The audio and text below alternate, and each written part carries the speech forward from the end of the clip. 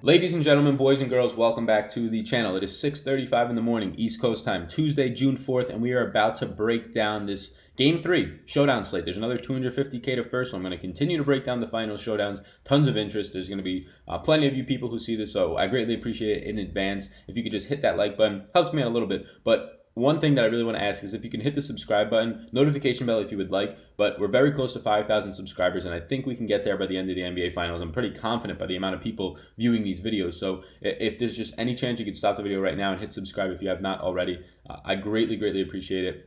That does help me out a lot as somebody just doing this as a side hustle, getting up 2 hours ago, yes, at 4:30 in the morning to research this slate for myself, but obviously for everybody else out there trying to put out quality content. And my name is Sal Vetri if you're just stumbling upon me, and I do cover daily fantasy sports in the major sports, not hockey. I'm sorry. I'm a Bruins fan, though, so that makes up for it, I guess, for my end.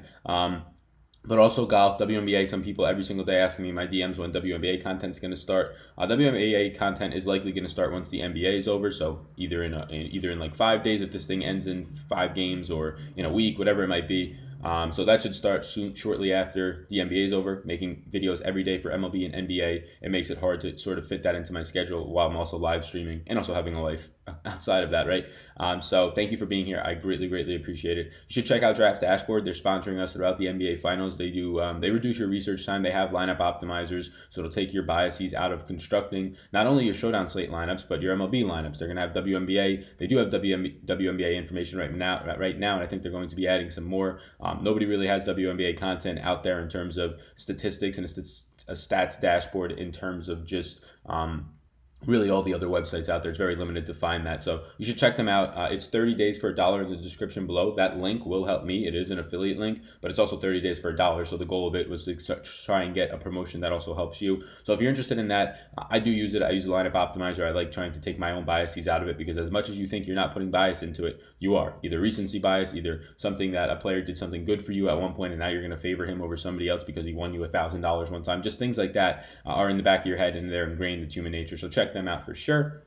And then before we start up, there's going to be about 3,000 or so of you people that watch this, probably even more, and we'll see. And then on the live stream, I cannot wait. The live streams have been great. But if you can go over to Sportscaster, I'm doing live streams over there. There's a link down below in the description. It's just Sportscaster/Sal. And there'll be a button to become a fan. It's pretty much like subscribing. I do live streams over there. I signed a partnership with them. It's not going to take anything away from my YouTube content. I'm kind of just regenerating it over there in a different manner. Some different tendencies that work better over there.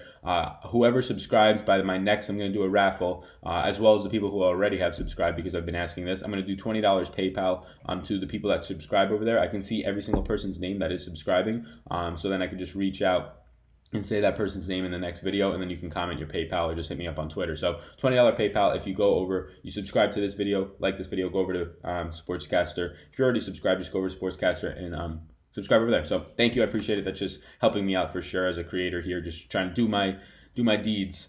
So let's start this slate off. And there's a couple of things that we are still in questions on, right? Last night, we got the MRI returned, and it said that Klay Thompson was questionable. And I would say that that's not a good thing.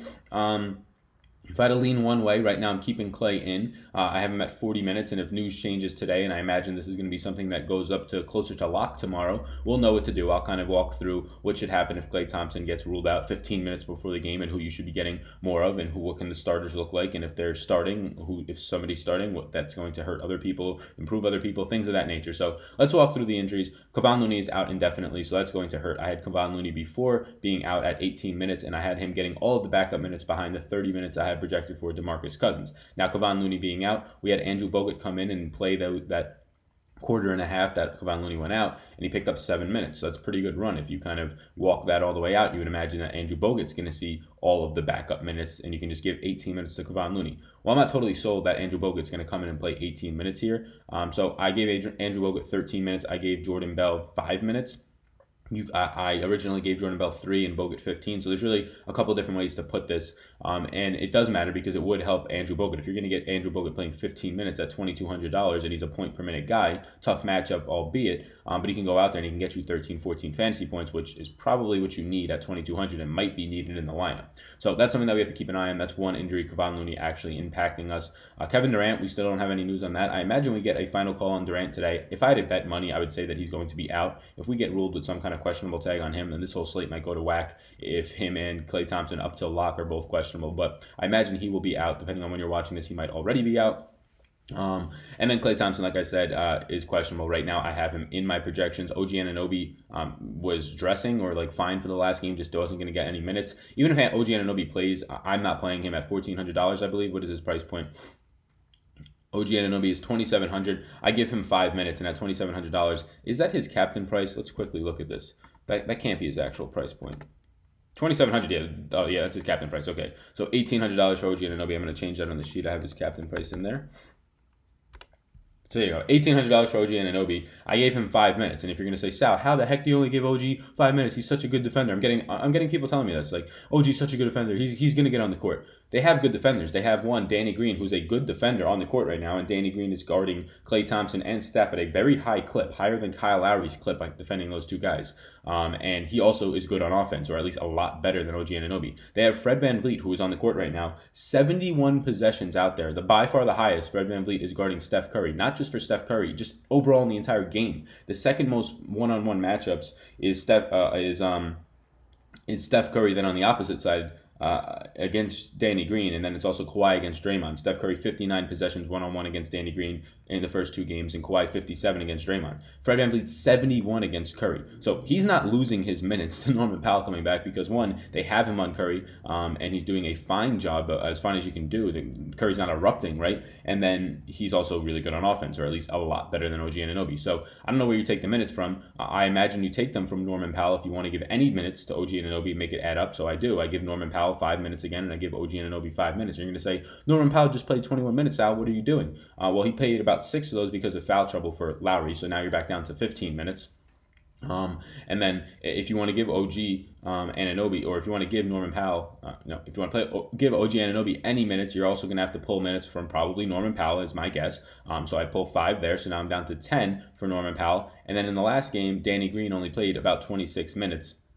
I have Danny Green in this one playing, or 25 minutes. I have Danny Green in this one playing 27, so that gives a little bit of a bump to bump down from Norman Powell if I'm giving 2 more minutes there. And then a couple more minutes here and there. I have Serge Ibaka playing 18 instead of 16, so there's 2 more minutes off of Norman Powell. Now, Norman Powell 5 minutes, I do think that is low, but this is if OG Anunoby is starting and dressing. Now, if he's not, I would just give Norman Powell 10 minutes and no minutes to OG. But that's the way it is, and I could very easily see Norman Powell getting no minutes here. He's not somebody who's needed. When Norman Powell's on the court, he's guarded Klay in these 2 games total 15 times and Sean Livingston 8 times. So they're not needing Norman Powell's defense there. He's not sticking on one guy. He's just flying around. And that's just going to 2 guys. And he's guarding like Quinn Cook 5 times. It's just things that don't really matter. So no, Norman Powell's 21 minutes in the last game were not real. Half of them were coming from the fact that somebody was in foul trouble, and then they took just Pat McCaw's minutes. But now if you're telling me that somebody else is going to go into the rotation in OG Anunoby, and this is just speculation until we get news that he is actually going to be active and play, then I think it's for Norman Powell, it's going to be very similar to game 1 because it sets up that way. So yes, 5 minutes for him as well. So high end, do people want to know what my captains are looking like, things like that? I already know that's what the questions I'm going to get. I won't know that till tomorrow. I don't build lineups till tomorrow, but I have a general idea of where I want to go with this slate. First off, I don't want to play any dust on this slate. No bad players. And right now I have Durant. I have, and let's filter this by, total points. So let's go by T. There we go. So right now I have Durant and Looney out, and I could actually take Looney out of the sample now that we know he's out indefinitely. So there we go. That's easier. One more guy down. And then I have Durant still in because I still want to wait word on him. And I have Klay right now in for 40 minutes. And if things change, and we can kind of go through there. So let's start at the top and kind of the strategy that I want to roll out for this game 3, because I think that we've at least seen it in the first 2 games. And I think that based on the way the prices are, you're going to continue to see this unless something really weird happens on the very, very cheap end. So Kawhi Leonard and Steph Curry. Kawhi was only the 3rd most owned captain, and I say that because I thought he would be the 1st or the 2nd. Steph was the highest owned captain in the last game, then Draymond was 2nd. So what this tells me is that Kawhi Leonard being in the captain spot, and he's only $200 more than Steph, but it did allow you, when you factor in the 1.5 times your salary, that extra few $300-400 by putting Steph in the captain spot did allow you to get up to a viable Sean Livingston in that last game in a lot of your lineups. Kawhi Leonard, it did not. You were dumpster diving at that point. Now they both stay the same price. I think it's extremely difficult to want to go out there and get Kawhi Leonard into your captain spot unless you're going to be comfortable rolling out an Andrew Bogut tonight. I have Andrew Bogut, like I said, right now for 13 minutes, and what that grades out is around 11 fantasy points. So I'm not extremely comfortable rolling him out. The price point at 2,200 is fine, I guess, but that's not what I kind of want to do. I don't want to force a lineup like that, because what that does is that makes you play Kawhi Leonard captain, Andrew Bogut, and now what you need there is you need another Kawhi Leonard 60-plus point performance, and you need Andrew Bogut to do more than 11 fantasy points that I haven't projected. You need Andrew Bogut to go 15-plus, and then you need somebody else on the slate not to do well, and that's just so much to ask for. When you're pretty much giving up by going that type of route, a cheaper captain, and then also getting another Marc Gasol type player in your lineup over an Andrew Bogut, or even if you think that's too expensive and you won't get there, even just an Andre Iguodala, somebody who's going to play double the minutes, and that's definitely scary. So I'm not going to be going, as of right now, a Kawhi Leonard captain spot. I'm not going to be going Steph Curry in my captain spot either. And here's the thing with Steph Curry. I have his points per minute juiced down to 1.25, and that's actually being generous to Curry. I only have Curry projected for 46 points as of right now. I have Kawhi projected for 56, so obviously I like Kawhi better if I was to do this in the captain. But Curry with DeMarcus Cousins. So here's his stats. When you have DeMarcus Cousins and KD off the court, Curry is ridiculous. He's a 1.57 fantasy point per minute guy. That's really good. That's insanely good, and that's why everybody was on him at the end of the Portland series. Well, now that KD's still off the court, and if you put DeMarcus Cousins on the court, well, that kills Curry. He goes down to a 1.04 fantasy point per minute guy, and this is a big sample size. This is like 600 minutes, 500 plus minutes. So what that tells me is that, okay, I'm not going to just take the 1.04. If I took the 1.04 fantasy points per minute, and that was the regular season, so it's not as much, I would say, it's not as stable as what these playoffs are, but that only gives Curry 38.5 fantasy points tonight, and there's a realistic chance that that could happen. DeMarcus Cousins does impact Curry's production. Curry will still take his shots, he'll still take his threes, but DeMarcus Cousins completely impacts those rebounds that Curry were getting, and yes, Curry was getting rebounds, and also assists. DeMarcus Cousins is a good passing center. He's nowhere near the level of a Nikola Jokic, but he's a good passing center. And he will come up to the three-point line and also steal some shots. Not a lot from Curry, but some. He hits Curry's production a ton. He hits it more than KD, believe it or not, the way that they play the game. So, yes, Curry is greatly impacted by DeMarcus Cousins. Curry I still have projected for 46. So, in the utility spot, I think that you still do need him. In the captain spot, I'm not going there. If you were to fade one of these higher-up guys between Curry and Kawhi, I think I would be fading Curry because of the things that I just said, which is extremely scary, and I definitely do know that. And let me just change this right here and then filter again. So that's my takes on the two top-end guys. I don't want either in the captain because I think it's leaving you and forcing you to make a very terrible lineup where you have to rely on an Andrew Bogut or a Sean Livingston or even a Quinn Cook, one of these guys, to go for 15-plus fantasy points like Sean Livingston did in the first game when he got 16, and that was enough. But even then, you didn't need the expensive guy in the captain spot. So I'm not going with the expensive guy in the captain spot. I don't think you should go cute and play anybody in the lower ranges in the captain spot. I think my captains are gonna flock between the $6,000 and $9,000 range, and that starts with Fred VanVleet is in consideration, and all the way up, and not heavy consideration, just consideration, and all the way up to Draymond Green at 10.6, but realistically maybe so a Pascal at 9.4. That's just the way that I want to go about it in terms of salary. I will attempt to get Draymond there, but I'm not going to force that. So that's the 10K. Well, I guess we can go to Draymond Green at 10.6. Draymond Green at 10.6, I actually have him grading out worse than Pascal Siakam today. And this is actually probably a little bit too, or not as generous as it should be. So let's do recent rates, I guess you can say. So if you do recent rates, and what I mean by recent rates is I'm trying to factor in his playoff points as well. If you do, or playoff run as well as his regular season, so not just waiting one, because the playoff sample is a lot smaller, especially this series, because this series is a lot better for him. So I have Draymond Green scoring barely the third highest amount of points in the slate, and that shouldn't come to any surprise based on his price point. I have him just under 41 fantasy points, and I have Pascal Siakam around 39, so they're about 2 points away, give or take. Draymond Green at 10.6 is fine. He's fine in the utility spot. Another guy that, this is where I would start to consider captains, but he's $1,000 cheaper than Steph. And if you told me now to fade, okay, between Steph, Kawhi, and Draymond, who are you fading in the 10K range? Not play one of them, and I'm not saying that this is what I'm going to do, but it would be Steph Curry for the reasons that I said before. Draymond still, though, which is scary, the primary defender on Draymond throughout 2 games and throughout that last game is still Kawhi Leonard. He's guarded Draymond 57 possessions in this game. The person to guard Draymond The second most, though, is Siakam, who's guarding him 49. So it's at this point now where it's kind of a coin flip that Kawhi is barely the primary defender on Draymond, which is good, but Siakam's also a very good defender. So in that last game, we started to see more Siakam than Kawhi. I hope that we continue to see that because that will help Draymond. He scored, 17, or he just scored at least more points. Was it 17 in that last game for Draymond? Let's just double check. He scored 17 real points. He just misses a triple-double by an assist. The only issue for Draymond here, and it's the elephant in the room that also is the issue for Steph Curry, is DeMarcus Cousins being back and going to be playing solid minutes in this game, especially now that Kevon Looney is out. That's going to hurt Draymond's triple-double upside numbers. Now, he almost got there in the last game with Boogie Cousins playing full run, but that's not going to be happening every single game. So, yes, Boogie Cousins on the court will hurt Draymond's triple-double upside. Doesn't mean that he can't get there. No, just as frequently, he's not going to get there because of more so rebounds and because Boogie Cousins is an assist-type center. He can get 5-6 assists in the game, and that's going to hurt Draymond, who's also playing from the same types of spots on the court as Boogie Cousins. So, yes, I still think Draymond is good at 10-6, even though the price came up $200, but I'm not getting carried away to thinking that he's just going to go out here and score 50 fantasy points. If he gets me around 42, 43, I think that's fine on the slate. So that's where I'm at with that. I probably realistically will be starting my lineups around the Pascal Siakam range in terms of captains and to the Fred VanVleet 6K to 9K range and see what I can do there. Realistically, not because I don't think those other guys above them are good. I think they're the best plays on the slate probably. But due to salary, what else I can get into my lineups? I don't want to be dumpster diving. Andrew Bogut is the only thing down there that really seems interesting to me right now, unless we get any sort of news on Klay Thompson saying that he's out. Then you can open up the floodgates. Quinn Cook and Sean Livingston become great plays.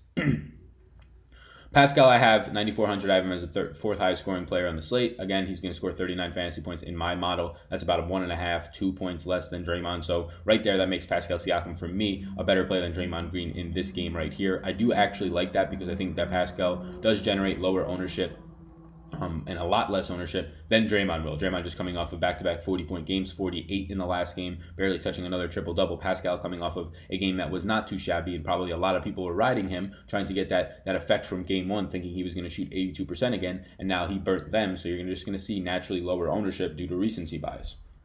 Draymond Green is guarding Pascal Siakam the highest amount of possessions, but it's kind of split up. He guards him 41 times in these first two games.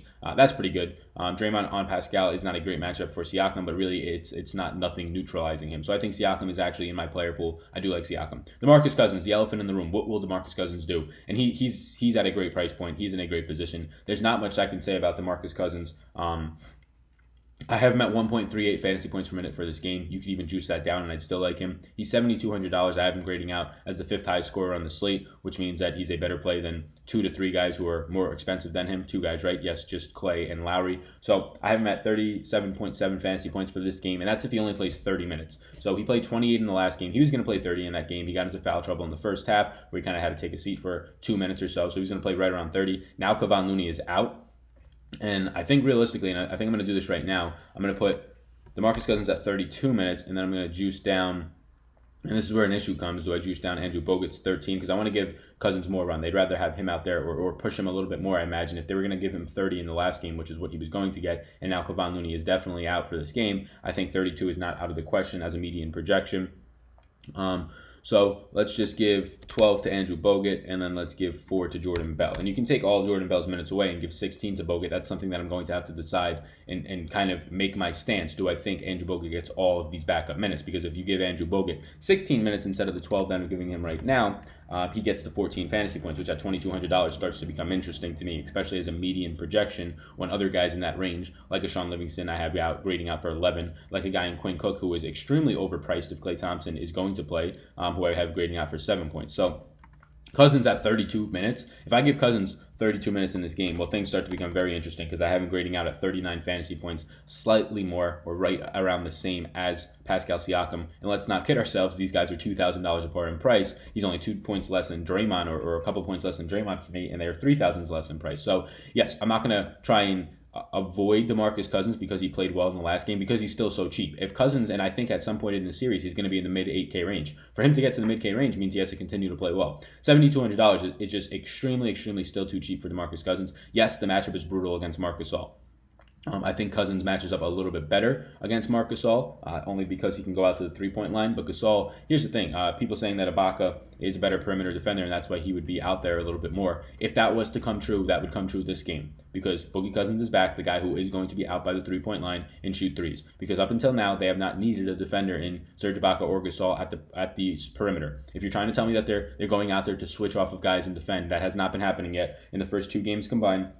Marc Gasol has guarded Steph only on 6 possessions and Quinn Cook on 4, and then no other guards. So he's not going out there and switching with these guys. The times that he's guarding them is in transition. So what's happening right now is, if you want your Serge Ibaka shares to spike and you have faith in Serge Ibaka guarding the perimeter well, and they're going to put him in, put your money where your mouth is tonight, or tomorrow night, because DeMarcus Cousins is going to be out there, and he's a guy who can shoot from the perimeter, and that's the exact defender, or that's the exact player that Serge Ibaka would be better defending than Marc Gasol if we're talking about the perimeter. If we're just talking about overall game and in the paint, it's Marc Gasol, and it's not even close. And we saw that the last game, Marc Gasol still stayed in 32 minutes or so.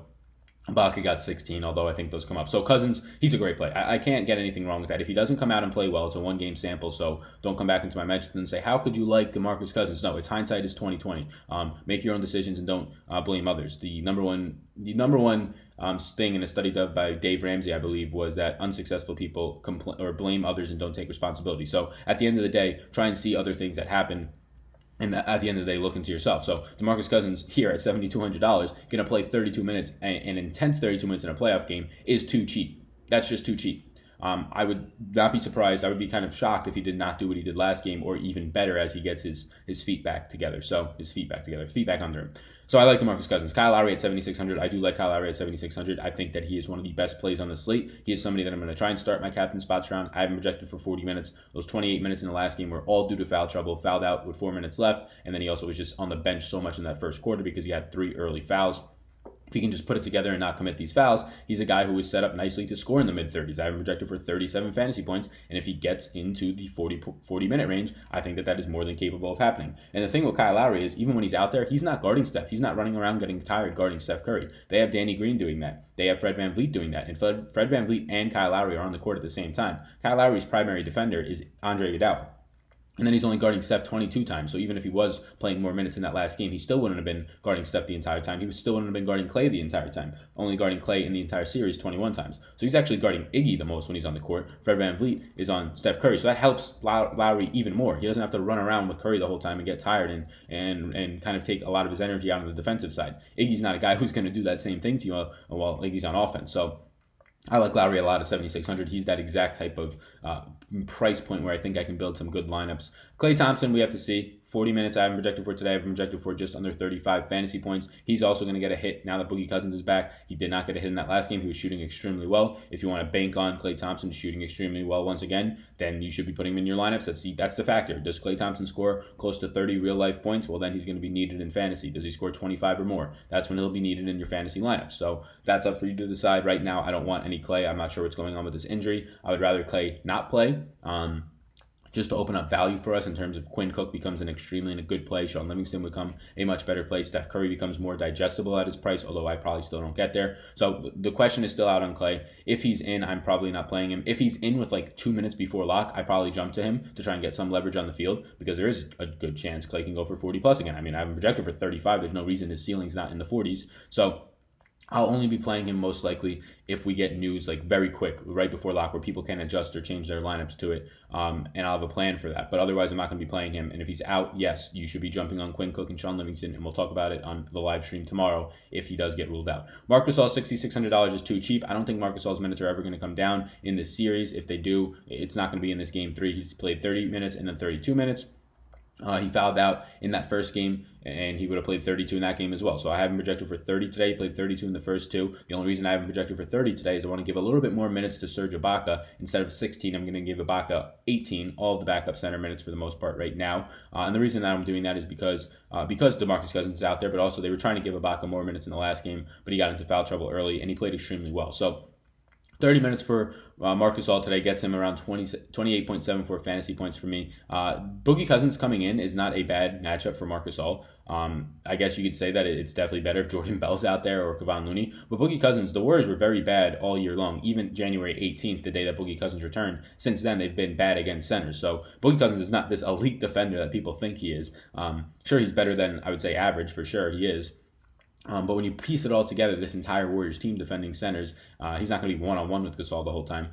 It's not that great. And Boogie Cousins and DeMarcus Cousins profile out pretty similarly in terms of just being able to defend. Marcus Gasol, much better defender, but also being able to go out, set screen, shoot the three, and handle the ball decently. So, yeah, I think Marcus Gasol is still fine and in play. I think Gasol, Lowry, and Siakam are guys who are going to be going underappreciated due to their recent performance and now going back home to the Warriors and seeing DeMarcus Cousins just go off. People are going to favor him at that center position if you have to choose one in a similar price range. Seeing Draymond Green going off, people are going to favor him to Pascal Siakam now. And I'm not saying these are the wrong decisions. I think DeMarcus Cousins is still a great play. I think Draymond Green is still a fine play, but at their price points and ownership levels, it's something that you have to take into account.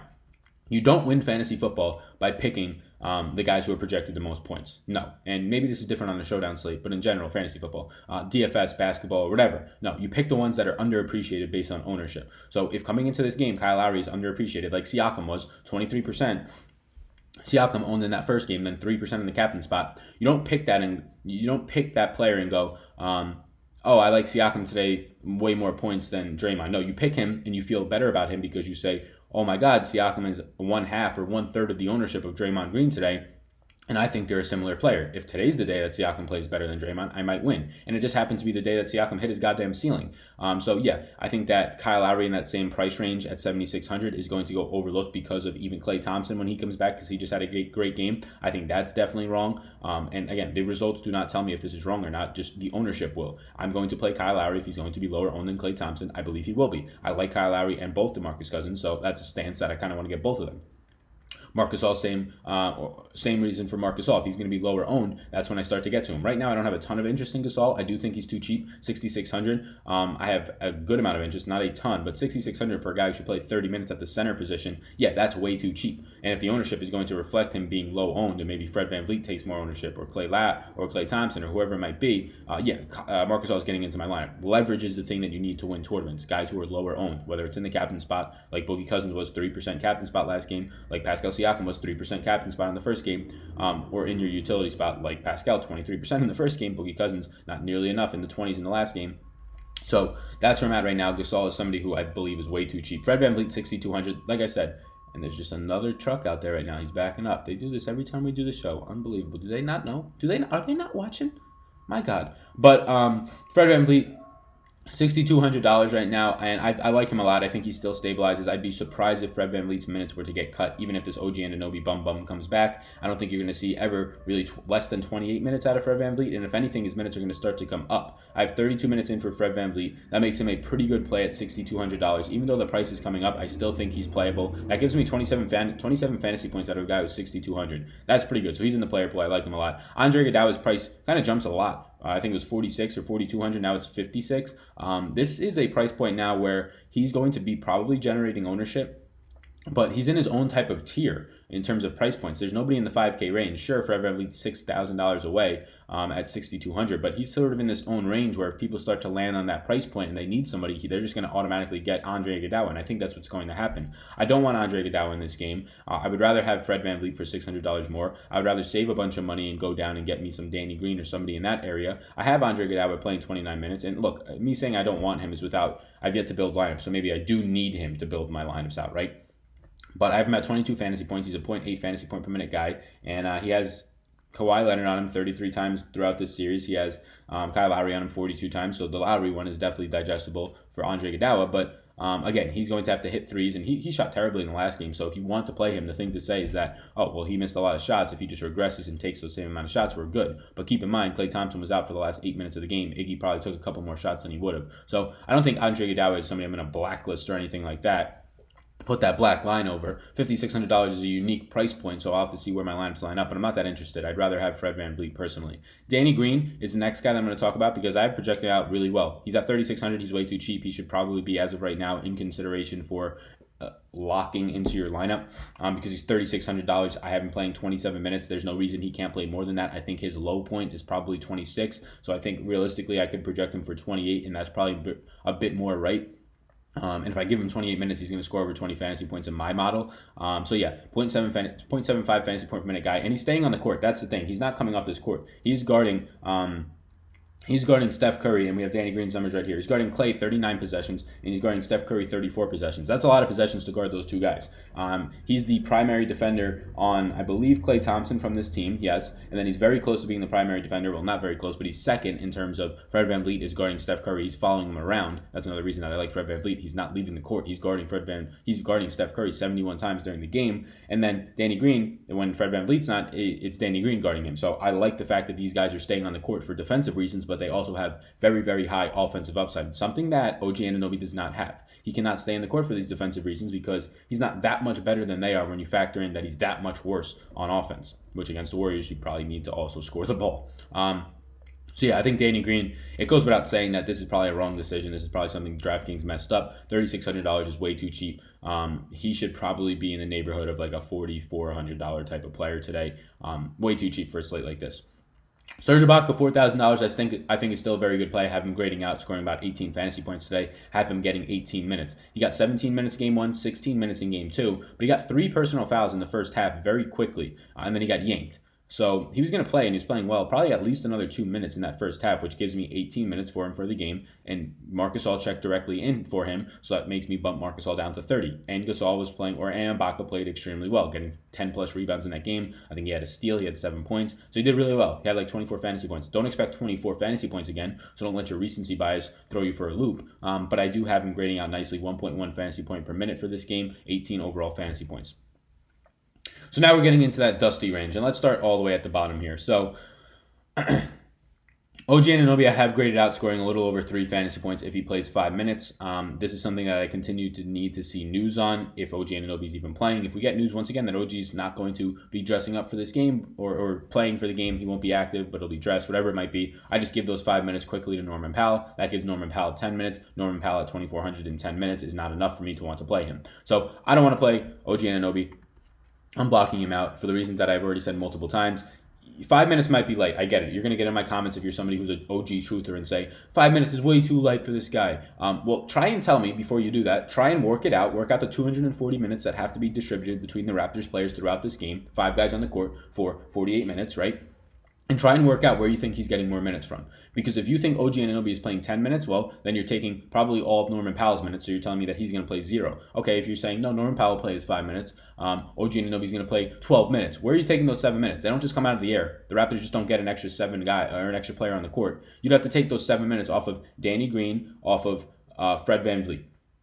That's where they'd have to come off of. And I don't think they're taking him off of Fred VanVleet based on the fact that he's stuck on glue on Steph Curry right now, and he's playing playing up to par on the offensive side. And you can convince me that they're coming off of Danny Green, but how many? I don't think Danny Green sees below 25 minutes in this game for defensive reasons and also his offensive production. It would not make much sense for the Raptors to go, let's take our good defender, who is also good on offense off the court, to put and he has experience in these finals, Danny Green, to put our good defender who has no experience and no offensive game on the court. It makes no sense for the Raptors. So I'm blacking him out. I'm going to black out Jordan Bell as well. There's not much I can say here for Bell. I think at most is something around the 5-minute mark in terms of his backup minutes. And I think there's a realistic chance he didn't play in the last game. I think there's a realistic chance he doesn't get any minutes. And you can give all those minutes in 15, 16 minutes to Andrew Bogut backing up Boogie Cousins. And then that's where Andrew Bogut becomes very interesting. So that's something that I'll have to keep an eye on. So for the point of this video, I'm blacking out Jordan Bell. Norman Powell, I'm going to black him out, and I'm probably going to get a lot of backlash because he got 21 minutes in the last game. His minutes last game were realistically 15. If Kyle Lowry doesn't get in foul trouble. So 15 minutes is pretty good at that price point. Let's unblack him. 15 minutes is pretty good at that price point, right? But there's a couple of things that we have to also be factoring in. I think that Danny Green sees more than the 25 minutes he saw last game. I think Serge Ibaka sees more than the 16 minutes he saw last game. So if that happens, I have to pull them from Norman Powell. And then the last factor is OG Anunoby. If OG Anunoby actually dresses and plays and he gets any type of run and he plays 5 minutes, those are all being taken off of Norman Powell's minutes. So Most likely. Now, OG can come in and play 5 minutes, and it actually does come off of Danny Green. He plays 22. But for the reasons I just literally cited, I don't see that happening. So, Norman Powell, yes, you're going to say, how the heck do you only have him at 5 minutes after 21? I think it might be low, but this is me factoring in another guy is going to be in the rotation. Again, if for some reason you don't get OG Anunoby in the rotation today, I just give Norman Powell 10 minutes. And if you want me to plug 10 minutes in for you, 10 minutes of Norman Powell today gives you 7.75 fantasy points. I don't want that. I'm not putting my money, $25 tonight, which is a good chunk of money, behind a guy who I'm just hoping touches the court for 10 minutes and hoping can get out there and hit 3 threes when he never really even hits one. So that's not what I want. Jonas Jerebko at 1,400. I'm not playing Jonas Jerebko. Here's the thing. You shouldn't be playing... I don't think you can viably play Kawhi or Steph in the captain spot. Obviously, they can go for 70 fantasy points tonight, more so Kawhi than Steph. I really don't think Steph is needed in the captain, but Kawhi, for the most part, because then you have to choose between these dumpster divers at the bottom. And I don't think you're going to be doing extremely well if you're choosing between them. Sure, game one, Sean Livingston was needed, but Sean Livingston was scheduled to get those 15, 16 minutes. None of these guys down here are scheduled to get 15 or 16 minutes. You cannot win a game or a fantasy contest and one this big if you're playing guys who are getting 7, 8, 9, 10 minutes, right? You realistically need at a minimum 15 minutes out of these guys, unless you're playing Boban out there, right? Who's going to just go out there and in 10 minutes score 22 fantasy points. Alfonso McKinney, no interest for me as well. And this is all going with the idea that we're going to be having Steph or Klay Thompson play 40 minutes, right? So here's the thing. I'm keeping Kevin Durant highlighted because obviously he's in my player pool if he does play. I don't think he plays though, so just leave it at that. Sean Livingston and Quinn Cook. Sean Livingston at $2,800. He's going to stay in. I haven't projected for 17 minutes. That only gives him 11.5 fantasy points. This guy is very bad on offense, but he's going to be out there for a decent amount of the time. Now let's just say Klay Thompson is out. Everything gets thrown out the window for the most part in terms of these bottom tier guys. That's 40 minutes that have to go around. Now, I imagine the primary beneficiaries of those minutes are going to be Quinn Cook and Sean Livingston. I think you could very easily just throw 20 of those minutes to Quinn Cook, and now you have Quinn Cook playing around 30 minutes. I think you could very easily throw close to 8 to 10 of those minutes to Sean Livingston. Now you have Sean Livingston playing 25 minutes. Then you would also have to throw minutes to Andre Iguodala, most likely. He gets to the mid to high 30s. Alfonso McKinney might see in the mid-teens. All that stuff is going to happen. But first, before we have to go and open Pandora's box right there, let's just see what this questionable tag does. If tomorrow morning, I might do a live stream tomorrow morning. I'll probably be on Sportscaster as well, but I'll definitely be doing a live stream 5:30 to 6:30 tomorrow night. If tomorrow night there is still a questionable tag, we'll have to walk through all the options. But for right now, let's just wait it out and see, and then we can try and figure it out after that. But if Klay was to be out, Quinn Cooks and Sean Livingston become great options. Andre Iguodala probably sees a bump into the mid-30s, and Alfonso McKinney, Jerebko probably see bumps as well. But for right now, I don't have any interest in Quinn Cook. Somebody tried to tell me yesterday that even if Klay plays, Quinn Cook at 10 minutes or 11 minutes still has good value. No, he doesn't. No, he doesn't. Let's be honest. I haven't projected for 10 minutes today to score 7 fantasy points. And if you're thinking I'm pulling these numbers out of a hat, I'm not. This is his literally season aggregate numbers on how often he did well in these types of environments, and not well at all. So I'm not pulling these numbers out of hats. I'm using literally how he's done this season. So no interest there. I have interest in the rest of the guys. Sean Livingston, 17 at $2,800. He's in that same similar position as he was in game 1, to where he's worth a punt if you need him into your lineups. He's the most viable punt because I think he goes over 15 minutes. $2,200 Andrew Bogut. Again, have him at 12 minutes, but I think this is a low point for him. I think realistically you can give him 15 and kind of just take all of Jordan Bell's away. Kevon Looney being out makes Andrew Bogut now a very good play. That's what I'll say. I said Sean Livingston is a very good punt. Maybe he's not the most optimal punt. I think Andrew Bogut is probably that guy. They're not going to throw out DeMarcus Cousins for 40 minutes today. You're probably going to see a ceiling of around 32 minutes. And if that's the case with no Looney going to be out there due to the injury, it's going to be Bogut's show, and it's going to be as a backup, most likely Bogut, maybe a little bit of Bell, but they don't want to have Bell out there, and we saw that in the last game, I would imagine. So that's where I'm at right now. I think Bogut at 2,200 is a fine play. I have to play around with the lineups and see how we get. And if Bogut, if you do give him 15 minutes, he becomes a decent play at 13.24 fantasy points at 2,200. I'm just very reluctant to play these dusty players down at the bottom because why do I want to be sitting there for guys? I would rather have every single player in my lineup be getting me around 20 plus minutes. And I think you could realistically have that today. Serge Ibaka, 18 minutes, maybe he sees 20. You have a $3,600 Danny Green who's definitely going to see 20. That's just where I'd rather reside. And if I'm going to be playing a captain in the 6 to 7 to 8K range, well, then I can very much do that without having to play these dusty guys at the bottom. So that's where I'm at right now. Hope you girls enjoyed this video. If you watched all the way through, hit it with a thumbs up. Subscribe, please, please, please. I want to get to 5,000. It would by the end of the NBA Finals, which would be right around my birthday. And if you can come over here to Sportscaster, if you're still watching, and just hit the fan button, I'm going to probably go live on Sportscaster tomorrow from 6:30 to 7 during before lock. I'll be there 5:30 to 6:30 on YouTube, and then 6:30 to 7 over on Sportscaster. So thank you guys, thank you girls so much. My name's Sal. Best of luck tonight if you're playing a contest. Peace out, gang.